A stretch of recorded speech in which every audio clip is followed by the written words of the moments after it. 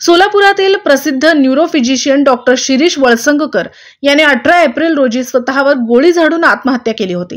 त्यानंतर काही दिवसांमध्येच सोलापुरातील एका शिकाऊ डॉक्टराने वसतिगृहात आत्महत्या केल्याची घटना घडली।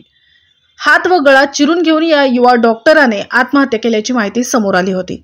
या दोन घटनांनंतर आता पुण्यात एका निवासी डॉक्टराने गळफास घेऊन आत्महत्या केल्याची घटना समोर आली आहे। पुण्यातील प्रसिद्ध रुबी हॉल क्लिनिकमध्ये काम करणारे निवासी डॉक्टर श्याम वोरा वय वर्ष 28 यांनी राहत असलेल्या डॉक्टर्स हॉस्टेलच्या खोलीत गळफास घेऊन आत्महत्या केली। ही घटना काल रविवारी रात्री 10 वाजण्याच्या सुमारास उघडकीस आली आहे। लोकमताने दिलेल्या वृत्तानुसार रुबी हॉल क्लिनिक पासून 300 मीटर अंतरावर असलेल्या ढोले पाटील चौकात दामोदर भवन ही इमारत असून याच इमारतीत डॉक्टरांचे हॉस्टेल आहे। या हॉस्टेलमध्ये जवळपास 80 ते 100 डॉक्टर राहतात। रूमचा दरवाजा खूप वेळ बंद असल्याने सुरक्षा रक्षकाला शंका आल्याने त्याने तो तोडला। यानंतर डॉक्टर श्याम वोरा यांनी आत्महत्या केल्याचा धक्कादायक प्रकार समोर आला आहे। डॉक्टर श्याम वोरा वय वर्ष 28 यांच्या आत्महत्येचे कारण रात्री उशिरापर्यंत समजू शकलेले नव्हते।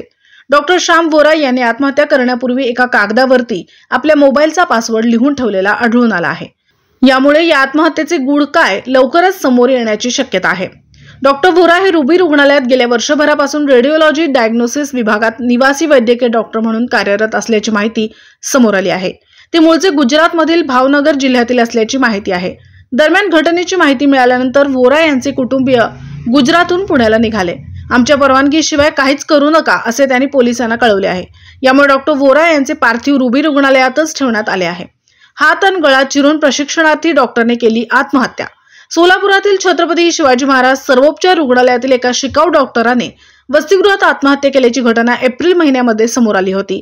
हात व गळा चिरून घेऊन या युवा डॉक्टरने आत्महत्या केल्याची माहिती समोर आली आहे। आदित्य नांबियर असे आत्महत्या केलेल्या डॉक्टराचे नाव होते। सोलापूरच्या शासकीय रुग्णालयाच्या परिसरात असलेल्या डॉक्टरांच्या वसतिगृहातच तो राहत होता। हात व गळा चिरून या डॉक्टराने आत्महत्या केली होती। 2019च्या शासकीय मेडिकल कॉलेजचा हा विद्यार्थी असून सिव्हिल हॉस्पिटलमध्ये सेवा देत होता।